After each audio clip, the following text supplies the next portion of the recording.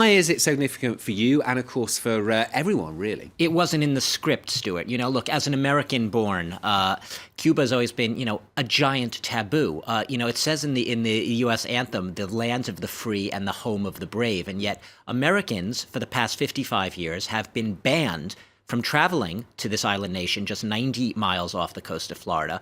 Were unable to go and check out for themselves, meet the people, make up their own minds about what they thought of Cuba. It's unbelievable.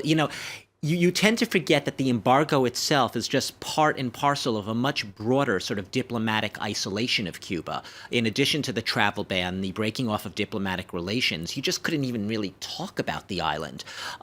So suddenly, to see an American president stepping off Air Force One onto the tarmac at José Marti International Airport, strolling through a pouring rain through the streets of old Havana, to a crowd of cheering Cubans, behind their barricades there, it truly is unbelievable. We use in this news business the word historic. This is truly significant. This really is historic in every sense of the term. Yeah, and I'm definitely, you could see I get carried away here. It's hard with a story like this, significantly not to get carried away. In the sense that Barack Obama, I went to Cuba shortly before Barack Obama's inaugural address, but right after he was elected in December 2008. And a month after my own visit to Cuba, he made that famous, statement about extending a hand to your adversaries. And this sort of is the culmination of that vision Obama's had. We've seen it in Iran, obviously, but this sense that, yes, adversaries are adversaries, foes are foes. Cuba's not going to become a full-bloom democracy overnight. It's not suddenly going to have a shining, stellar human rights record, but the only way he believes is to engage, to reach out to the Cuban people, to interact with the Cuban people, and that will trigger a further process of normalization. It's a gamble. It's a hope. It's not like he has it absolutely right. But if you don't do it, his gamble is you're going to absolutely gain nothing. Castro outlasted 10 U.S. presidents. The embargo was not working. Obama wants to put an end to that.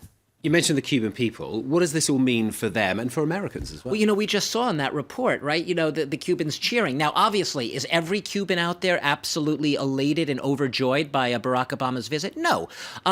And I don't like to make these sweeping generalizations about generational divides, but it does tend to be the older segment of Cubans, especially those who do remember the Castro Revolution, the 1959 revolution, now in their late 80s, early 90s. There aren't that many of them left. They are still very much reserved. They have a lot of doubts. They have some fears. Is everyone going to rush over from Miami now and start buying everything up? Is there going to be this mad capitalist influx into Cuba, going back to what many see as the battle days of what preceded Castro, the Batista regime, when Al Capone and gangsters and gambling were what most people identified with the tropical paradise of Havana. They don't want to see a return to that. But then again, and a much larger segment of Cubans are younger Cubans who really are sick of the old generation of leaders trotting out the same slogans again and again. And they really do want change. And they've already been seeing change. The opening slowly of the internet, more business opportunities, more entrepreneurial opportunities.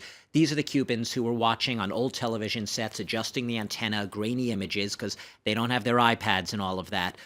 Watching Barack Obama step off that plane, teary-eyed, literally emotional, because most of them never thought they would actually be seeing a U.S. president. The emotional and symbolic imagery is just as important as the concrete, tangible imagery of what may be to come and what will come. And that's what remains to be seen. The embargo remains very much in place, even though we've seen a softening. But we did see now a big hotel chain, an American hotel chain, sign a contract. We've seen some telecom firms thinking of coming in. And more importantly, tourists. 160,000 Americans visited Cuba last year. They're meeting with those Cubans. They're talking to them. That's a 77% jump from just 2 years ago. So it's all just beginning. Get to Cuba now if you want to see it before the so-called invasion. Exactly. All right, Doug. Told you it was fascinating.